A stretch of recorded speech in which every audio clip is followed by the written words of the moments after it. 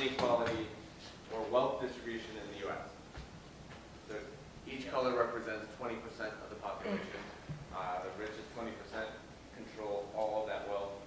Next. And down here, there's a tiny white sliver, and that's not the bottom 20%. The bottom 20% doesn't even show up on the chart. And of this, half of this belongs to the top 1%. So that's where the Occupy movement got their 99% slogan, right? And the thing is, this has been our known reality for a long time.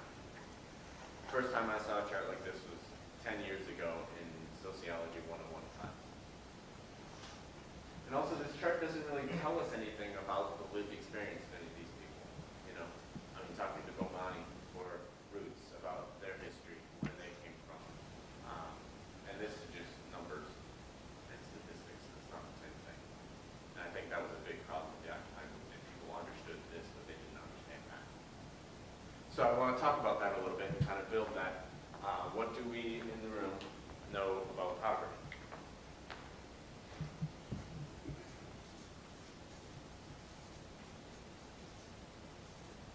And this can be personal experience, it can be anecdotes, things you learn in school, things you learn from mass media, stereotypes.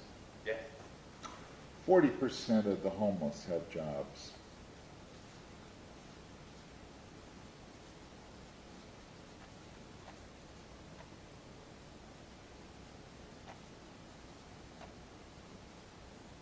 That's an interesting statistic. Anything else? I think it's possible to either be like extremely sad or extremely happy if you're in poverty. I mean, I've seen like a lot of poor people, mostly in other countries, that are like really just like grateful to be alive. But I don't know, we can think the other way too. So there's a wide variety of emotional states. Yeah. I mean, I guess that's true for everybody. But,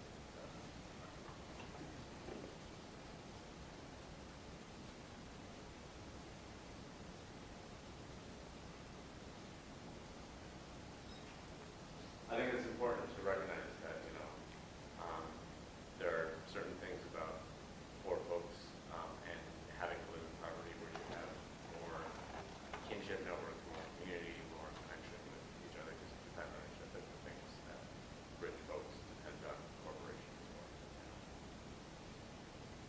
It's hard to get out of it. It's hard to get unboard.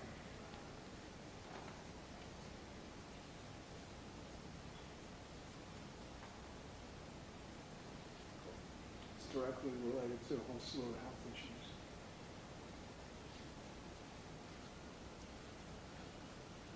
Yeah, I want to follow up on Yeah. that. Postpartum depression is far more prevalent among poor mothers than those that are secure.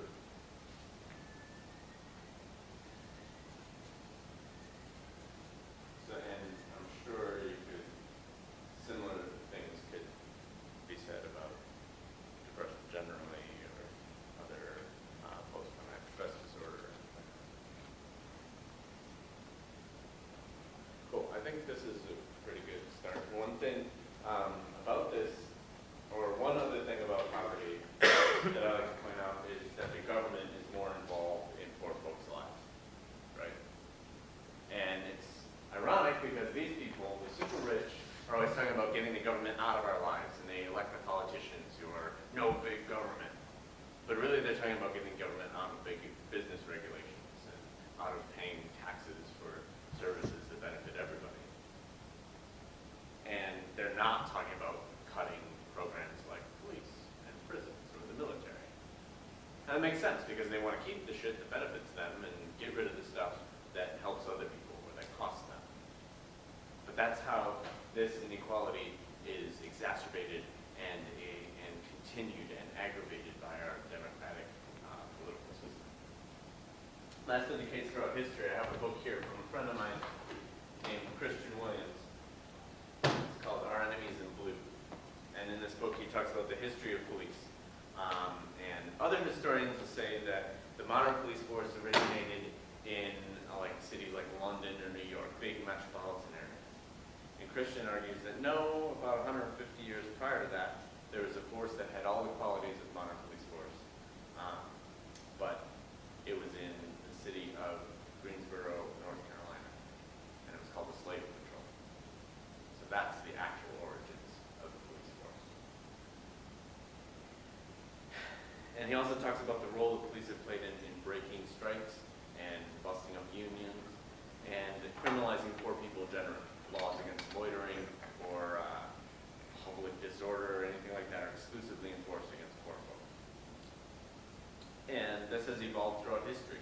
You know, after the Civil War, we had a war in order to change those slave codes and slave catchers into black codes, and Jim Crow laws, and the Ku Klux Klan. And then we had a giant civil rights movement that transformed the Jim Crow laws into war on drugs. And right now, we're going through, I think, another transition. The war on drugs is losing popularity. We have this book has made it onto the bestseller list. Michelle Alexander, The New Jim Crow. And I've seen Michelle Alexander speak before rooms full, a room like this full of guilty, rich, white people who pay her handsomely to come and talk. So the war on drugs is going out of vogue.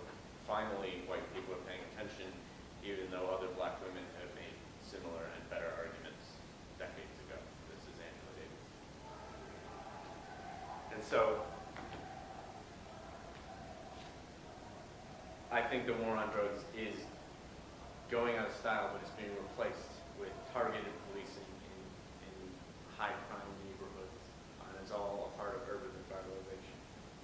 But all this has always just been different names for putting away the people that rich white folks don't want to see. It doesn't rehabilitate or correct anything. And it has real consequences in people's lives. One of those consequences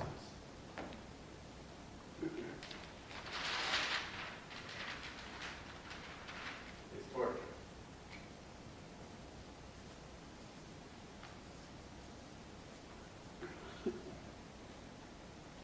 What kind of activities come to mind when you hear the word torture? You want personal experiences or something? No, just like what are forms of torture?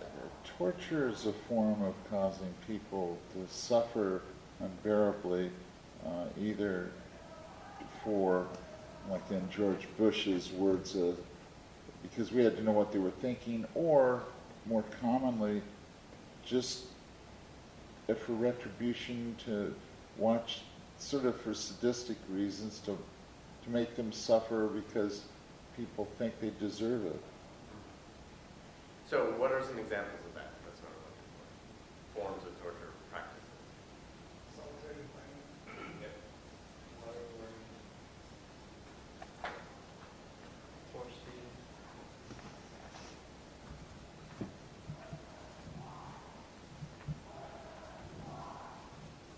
Shredders can be done.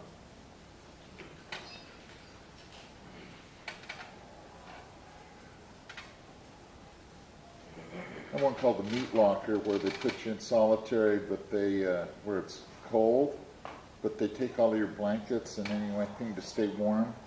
And I've seen prisoners have to chew up toilet paper in like a rat's nest to just stay off of the cold concrete because there's nothing warm to sit or lay on. Yeah. So I want to kind of classify all those as sensory tortures, like depriving people of sleep or shining lights at them and random intervals and things like that. What are some other like broad categories of torture? Stress positions, Yep. waterboarding,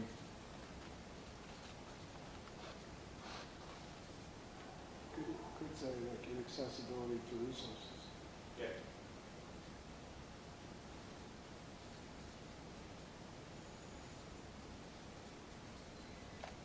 and Basic needs. botched executions might be included.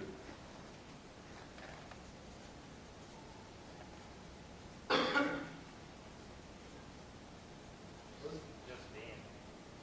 What's that? These are my jails.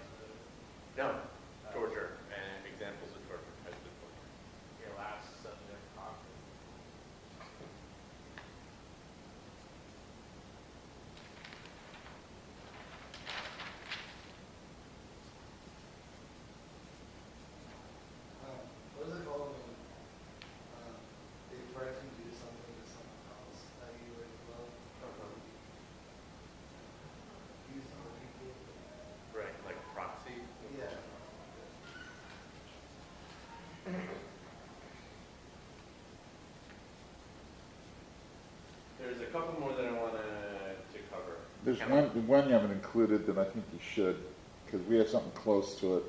It's common in other countries, but we have our own version of it. Mock executions. It's kind of like waterboard, almost. Well, mock executions, they don't touch the person, but like, you know, you get an execution date, and then you get another execution date. And, Right. yeah. Cool. So 3 other things that I want to mention. Chemical torture, like mace and pepper spray. Electrical torture, tasers and stun guns.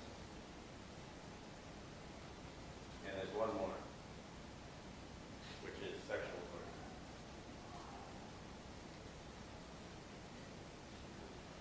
In Christian's book, he talks about the 5 forms of torture that are commonly practiced in U.S. prisons. In a different book, not this one called American Methods. He says solitary confinement and sensory deprivation and all that stuff. Stress positions, chemical, electrical, and sexual. And he takes those 5 forms of torture and contrasts them with other forms of torture or old medieval forms of torture. A lot of people, when you say the word torture, the first thing that comes to mind is medieval dungeons, stretching people on the rack, and all that kind of stuff. Well, they do that too. Right. Yeah. Well, Christian makes a distinction between these forms of torture and those other forms of torture. What do y'all think that important distinction is? What was your question? So he makes a distinction between modern forms of torture and old medieval forms of torture, like flaying someone alive or putting. I think the only difference is PR. Yeah. Yeah. What were you gonna say? There's no marks. Right. These are non-scarring tortures. And so these, they're just as painful, they're just as traumatizing, and the threat of them is just as terrorizing to communities.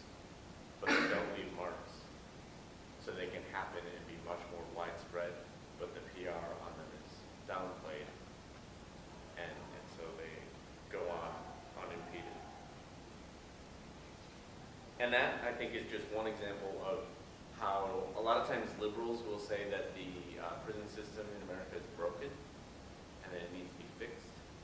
And I think looking at this, looking at how intricately designed and how carefully they choose the ways that they torture and torment people is one example of how it is designed to be this way. It's not a broken system.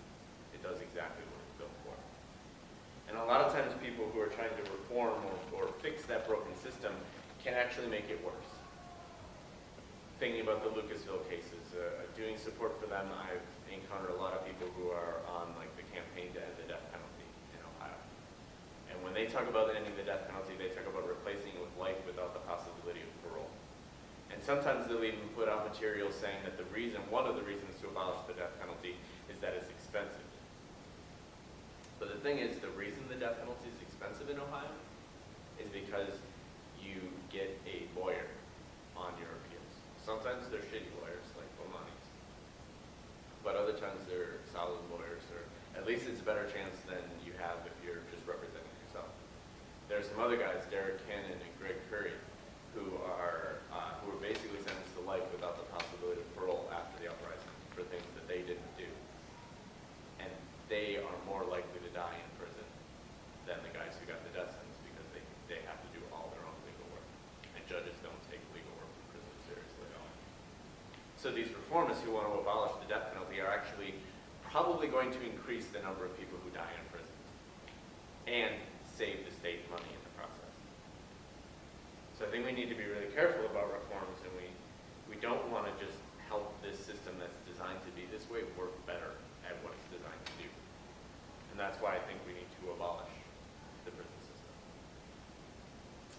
So this is the intermission. This is roughly halfway through the show. If you all want to take 5 minutes